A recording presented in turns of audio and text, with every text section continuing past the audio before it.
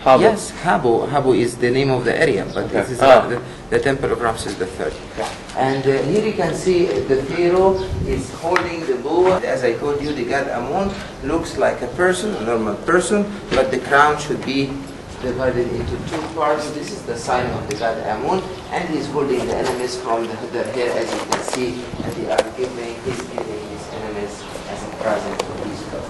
You will find here there are different holes like this. Okay, used to come to the temples and to dig and to make a small hole in the temple in order to keep that part in their pocket as an amulet, because this is a very sacred place. Okay, so these are some of the things made in a later period. I want you to go inside because actually the temple is big, and I want to explain many things. What were the holes right there? The amulet. Well, actually, there was Uncle was shooting him by. Yes.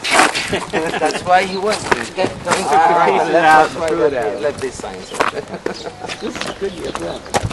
Yeah, the visitors will take some pieces. No, that was supposed to be from Syria. That one lonely tree. The god Ra. The god Ra is the falcon god.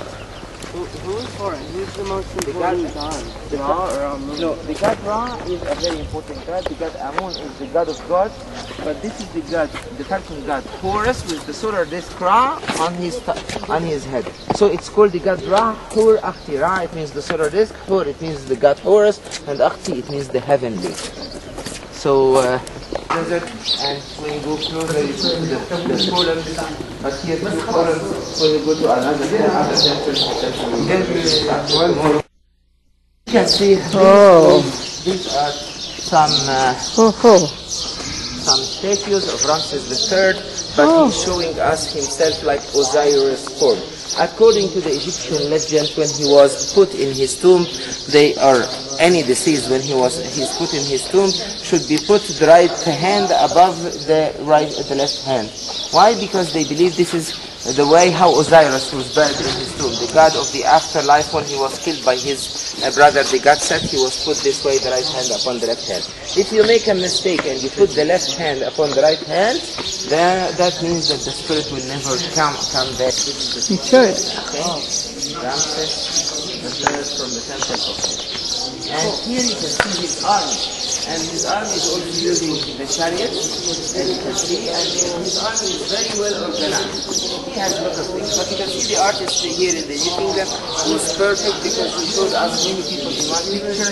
They are fighting each other, and that was not a big problem for him. And he showed us many horses behind each other to show us the depths in the picture. This is a way to show us as if it is perspective art or three-dimensional art, but actually it is two-dimensional art. But it gives you the same feeling of a three-dimensional art.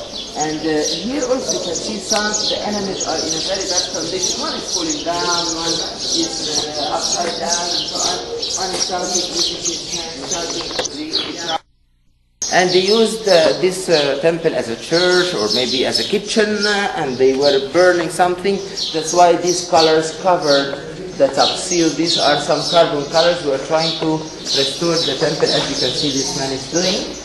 But we succeed sometimes and sometimes we don't succeed. There is a curve on the top, in able to put his hand and then he pull up an obelisk. Okay, it is not, you can see the artist was very clever to show us that it is transparent, also he made it on stone, in stone.